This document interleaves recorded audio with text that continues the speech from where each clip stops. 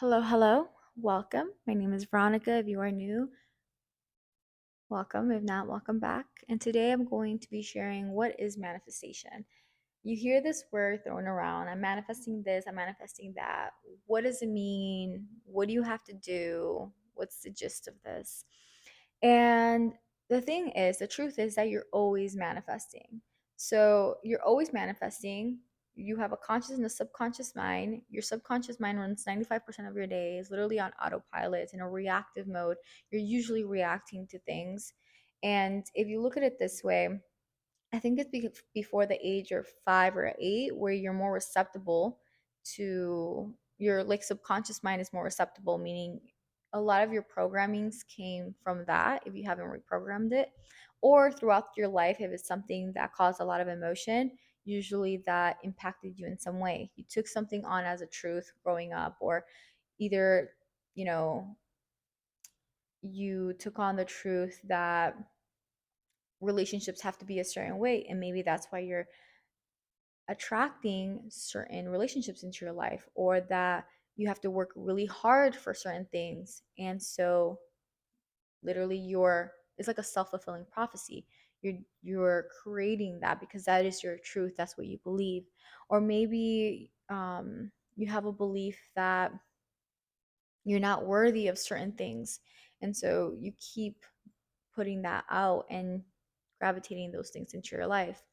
But when you become aware of those subconscious beliefs, even if you can't, can you even become aware of your subconscious beliefs, right?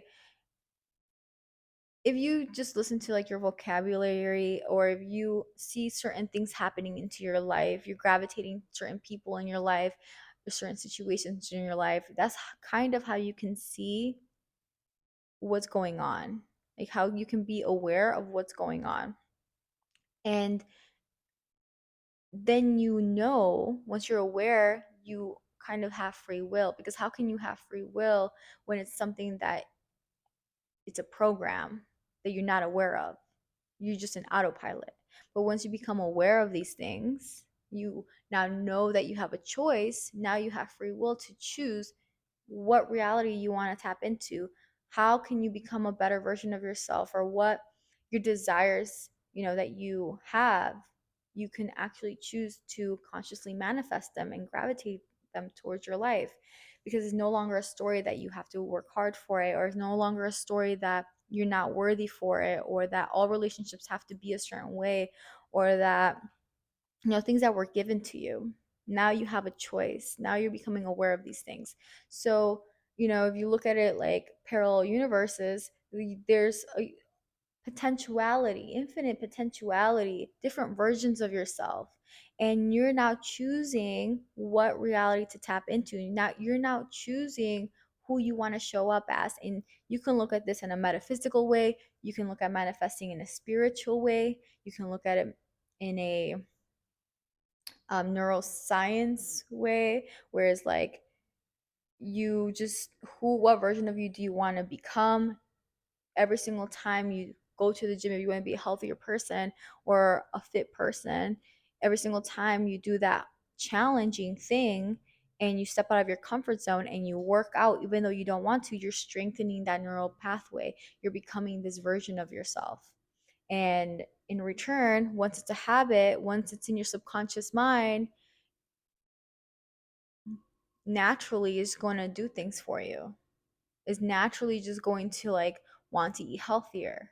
If you're looking at it a spiritual way, you know, if you have faith, if you surrender that to God, universe, divine source, if you tap into that and know that everything is working out in your favor, and you kind of gravitate those things to you, or you align with that version of yourself that has those things, and you let go and you surrender whatever isn't serving you, and you're allowing space for yourself to receive, you do your prayer and you give thanks that it's already yours, and you have faith that it is, then it will come to you. It will gravitate towards you. Or quantum jumping, which is literally when you're doing your meditation, this is how I do it. I close my eyes and I meditate. I am literally looking at this new version of myself, and I'm getting to know this version of myself, even though it might be blurry, even though I don't know what I don't know. But I'm just, every single time I'm meditating, I'm literally getting to know this version of myself, and I'm merging with this version of myself. And when I'm done with my meditation, I prime my brain. I literally like start maybe drinking more water if this person drinks more water, dressing a certain way, talking a certain way. And I'm embodying more of that every single time. And the more I'm embodying that, your subconscious mind doesn't know the difference between what's real and what's in a specific, like detailed, like imagination. And so every time you're priming it, you're strengthening that neural pathway, you're strengthening that version of yourself. It's going to be reflected as within, so without. You can look at manifestations in any way possible. It's still going to give you like almost the same idea, basically. So don't think of manifesting only as like a woo woo, or like only as like spiritual, or only like, this and that. Like everyone's always manifesting. It's just you consciously choosing what path you want, you consciously choosing what reality you want to tap into, who you want to show up as, what version of you you're going to be, and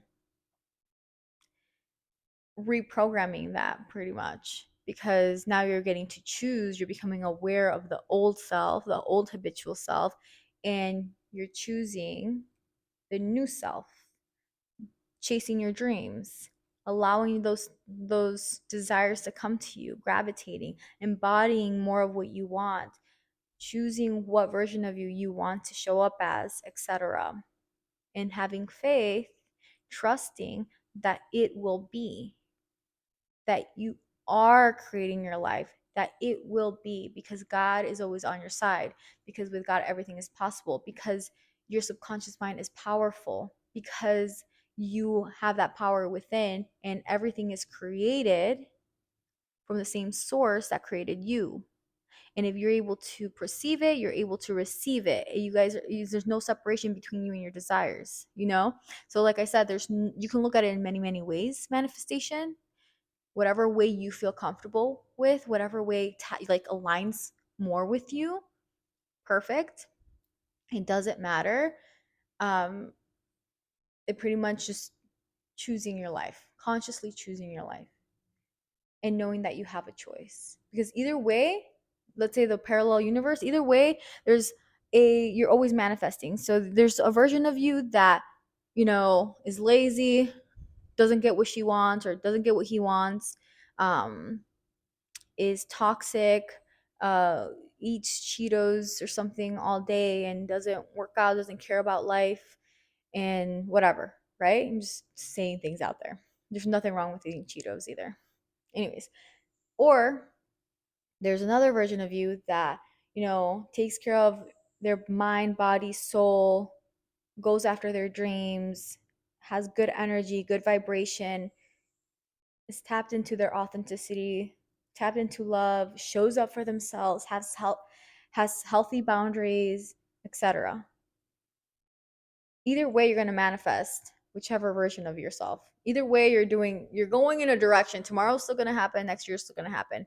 You're just now choosing which path. You have a choice now, and you become aware of those thoughts. You become aware of whatever's in your mind, whatever you're choosing. You're like taking a pause from that reacting mode, and you're like, okay, I get to choose. Life is not happening just to me, it's happening for me and through me, based on my choices, based on what I'm aligning with. And then you're consciously choosing it. So hopefully this helped. And if it did, perfect. I'll talk to y'all on the next episode. Bye.